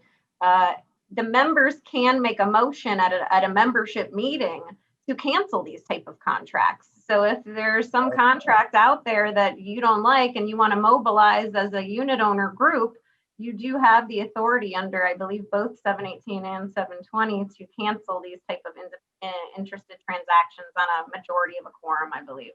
Jeff, next. Okay, looks like an HOA, can the current board members be reelected if not enough people turn their name in to run for the new election year? Well, in an HOA, they can always be reelected. So I'm not, That's a rollover. If nobody's willing to run, if nobody submits their name, if you don't have a quorum, it's generally going to roll over. The same people will serve for another year, not another multi-year term, 1 year until the next election. Next. Okay. Next one is, can we make our condo a residential community and not a rental or hotel? If so, what's the first step to do that? Trying to avoid Contact the rent. association's lawyer. Next question. Not kidding on that one. I mean, it's anyway, we're trying to do rapid fire, so get to as many of these as we can, Jeff. Can a meeting on personnel be held with only some of the directors being allowed to attend? Statute states open to all directors. Well, I understand. Basically, any board meeting is open to all directors unless one director is like suing the association and you're meeting with a lawyer about that lawsuit. Otherwise, every director is entitled to notice and attendance at any board meeting. Agreed. Next question. Okay. This looks like an HOA. Can a board meeting be held without notifying all board members? Same thing, same answer. What's that? Can a decision discussed at a board meeting and agreed on then be approved by email at some point after the meeting? I don't like that. In other words, wait a minute. No, hold on. Well, directors cannot vote by email. Correct. Okay, it's very specific. So I'm going to say no, only because that to me runs afoul of that very specific provision. Yeah. I mean, right. Decisions should be made at properly noticed meetings. Sometimes circumstances become exigent and a decision has to be made. But when that happens, then you will ratify the decision after the meeting. Once found out about a client who heard that and thought they could make all their decisions and then ratify them later. No. You need to have a real reason as to why a decision was made, which you are later ratifying. Sometimes it's to correct errors and things like that. But Peter is 100% correct. Cannot officially vote by email. That's not to say, though, in those exigent situations, you might be communicating with your other board members about the situation and how they feel about it, and they express that intent. And then the action is then taken on the emergency exigent basis, which is then later ratified. But you cannot officially vote via email. Okay. Not sure what kind of association this is, but can a member serve longer than the 8-year period if elected by 66% or more of the voters? Well, the 8-year thing for condos is that you can't serve for more than 8 continuous years as of 2018, October 1. That's the sort of the consensus of all of us legal practitioners, unless you are elected by, I believe, 2/3 of the people who vote in that election, or there's not enough people willing to serve. So the 8 years isn't really an issue yet because the statute was only enacted in 18 and we don't believe it's retroactive. So this is, to be played out. But there's sort of, it says continuous years. So I suppose there's a little bit of a loop. There are loopholes that can be used to avoid the 8 years, but it hasn't really seen its course yet. Allison, was it 2018 or July 1st, 2018? I thought it was October, but I'll check. Okay. And the reason why I'm asking for our listening audience is, remember what Allison said, we all subscribe to, which is those 8 years you can't begin counting until that law went into effect. So somebody may have already been on the board 9 years, but year 1 is going to start when that legislation went into law. You can't apply that kind of legislation retroactively, is the bottom line there. Okay. Allison, when you find it, just let us know. Jeff, let's go to the next question. What are the differences between a right of approval? It is July 1. Jeff's right. I had to say it, Jeff. Huh? Oh, sorry. Okay. What are the differences between a right of approval and a right of first refusal? Well, right of first refusal means I get the right to, the association gets the right to purchase the unit upon the same criteria as the long arm transaction between the buyer and seller. The association can step into the shoes of the buyer upon the same terms. That's your, what were your two? Right of first refusal.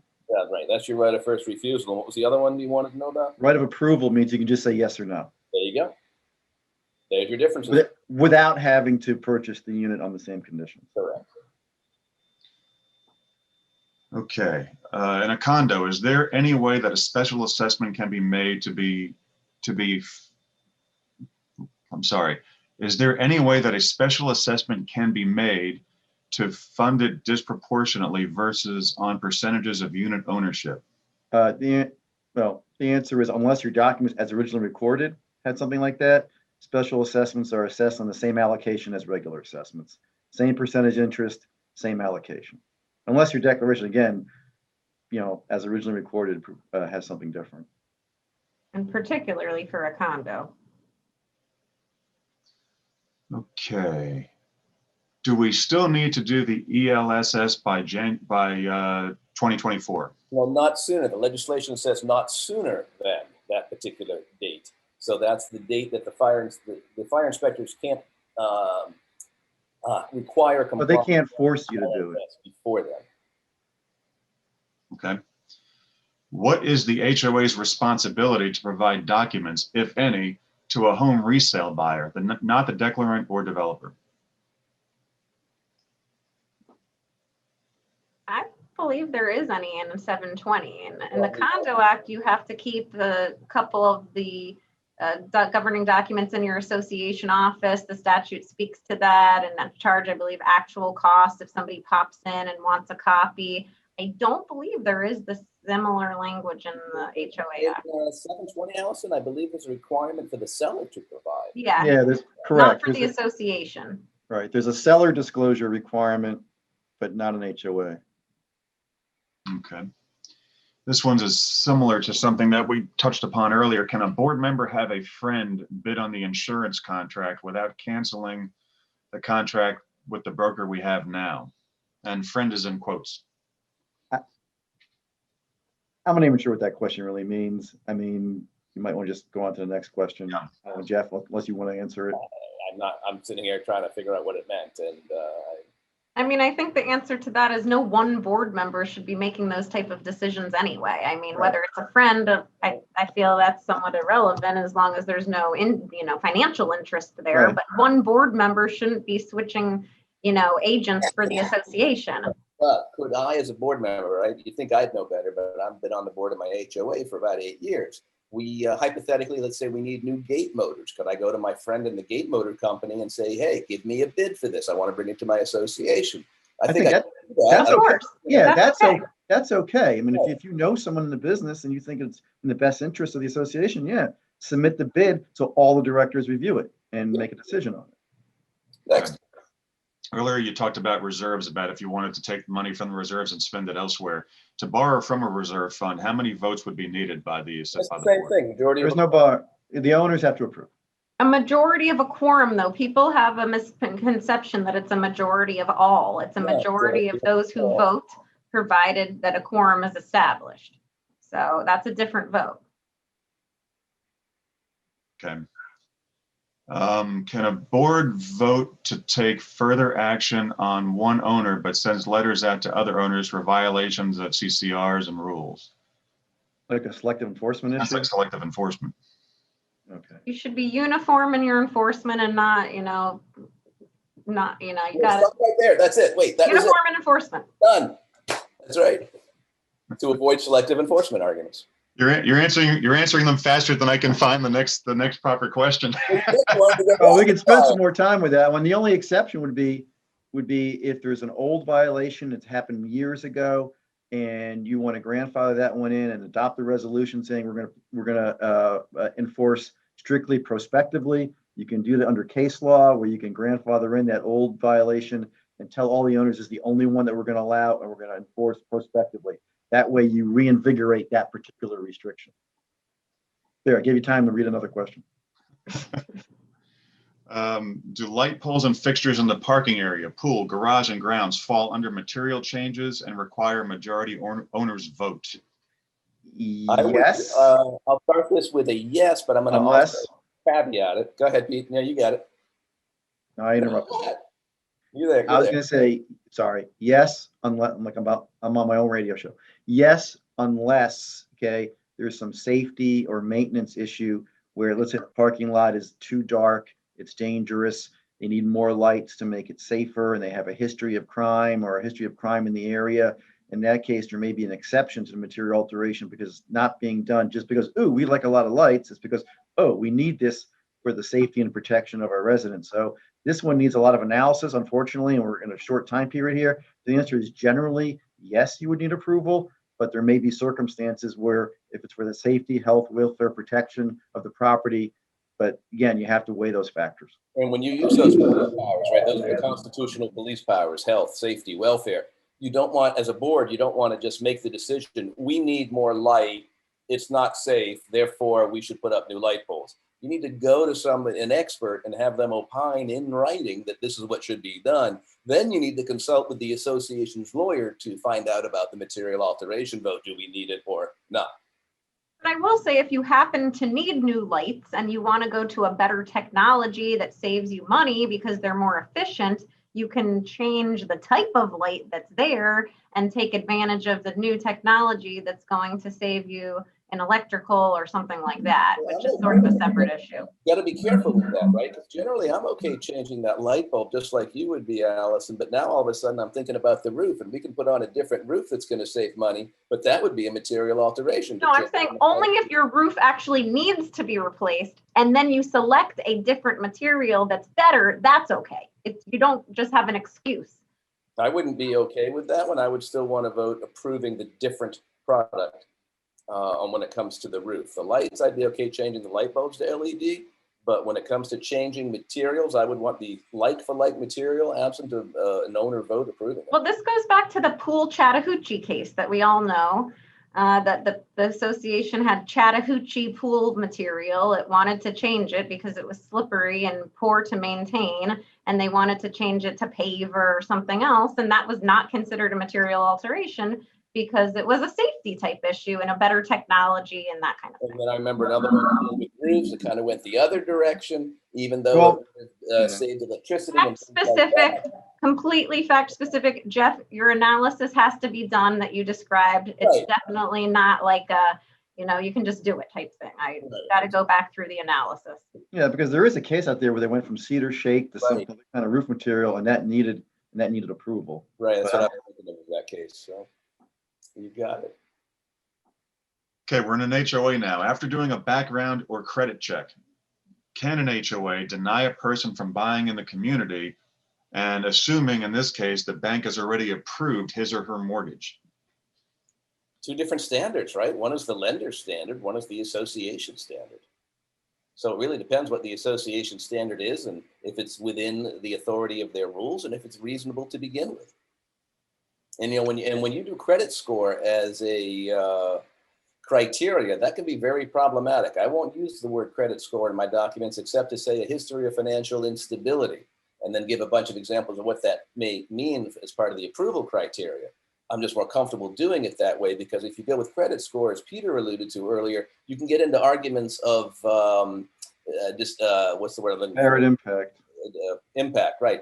Disparate impact. You didn't mean to discriminate, but you actually did discriminate. So if you have a credit score of 700, then you're discriminating hypothetically against certain other, let's say, Blacks and Hispanics because they have a lower income nationally. So then a clever lawyer would have an argument to come after the association and open up your pocketbooks for that. And this is definitely a topic where you can ask 5 lawyers and get 12 opinions. I know that some of my colleagues, including I think Allison and I, probably would disagree on this one somewhat. I've always had a kind of an issue with, using the financial responsibility to turn someone down when the mortgage has been approved. I think, that's a hump you have to overcome. I'm not saying it's impossible, but but we know that they were constantly delinquent with their other association over and over and over again. And in fact, they had to go to litigation 3 times with these people, and they still got the mortgage approved. My position is that you don't use credit score as a sole factor, as Jeff was mentioning, that you look at their picture, which opens up this analysis to some subjectivity, which is always, a little dangerous, but there's no other way to do it. You can't just use credit score.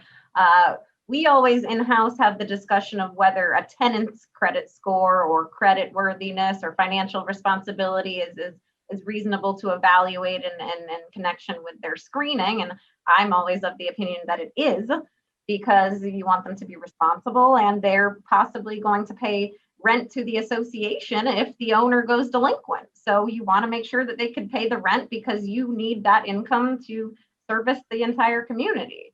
I want to show our listening audience that this is almost like these discussions we're having today are almost like our lunchtime conversations, except no food is being thrown and we're all generally in agreement. But what our listeners we're being much nicer, right? And we debate, working through and poking holes in each other's arguments as a matter of course. I don't know a body of law that encompasses more different bodies of law than the ones we happen to practice in.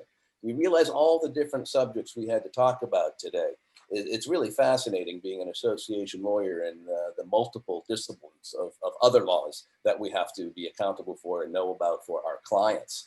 And I just want to thank everybody for attending today. It has been absolutely spectacular. I think it was time well spent. We still have the majority of our registrants with us, so I hope you enjoy it. Jeff, is there going to be a survey after this one for everyone to fill out? Would you please do that? If you'd like to hear from us, if you're happy with your current counsel, please by all means stay with them. If you're entertaining new counsel, please reach out to myself, Peter, or Allison. Any one of us are just fine. Jeff, you're a wonderful moderator. Thank you. Peter and Allison, it's an absolute pleasure to do these with you all, so thank you. Any final words? Anybody? Peter, Allison? I like all the questions. It's enjoyable. If we could have more time, I would answer them all night, but we don't. So I'm sure we'll be back another time. I have another course next week, I believe, on the 24th, Collections and Foreclosures, an hour and a half. Please join me. We will go through all of the collection foreclosure process and explain the timeline, issues at hand right now, COVID moratorium on bank foreclosures, and other interesting aspects of that topic. And I think it should be quite enjoyable. I agree. In fact, I think you have over 200 people signed up now. It's going to be, by the time you get there, you'll probably have 500 people. I just want to say thank you to everyone, Jeff, Allison, other Jeff. It's been great. Anyone who wants to call my radio show, I'm going to plug it one more time. Monday morning, 9:05 to 10, WSTU 1450. It streams on the internet. So if you can't get it, you can get on the internet. Jeff, we need to get those. Yeah, and everything that has been mentioned here by our three team members here are available on kbrlegal.com. Just visit the calendar section of the website. You can have direct registration links from the calendar, as well as all the info on how to listen to all of our radio shows that we appear on. In addition, the survey that Jeffrey mentioned a few moments ago, when you leave or when we end this meeting, a window will pop up with a link. You click on that link, it takes you to the survey. In addition, we just placed it into the chat area. So if you go to the chat area, some of you may have issues with pop-ups. We realize that. So it's also in the chat area right now. Just click on that link. It'll take you to that survey as well. Thank you, everybody. Thank you. Have a great evening. Have a wonderful evening. Stay safe. Thank you, Jeff. Thanks, Peter. Thanks, other Jeff. It's my new name, Other Jeff. Other Jeff. I like it. Unless it's me, then I could be the other Jeff. It's hard to say. Good night, everybody. Bye.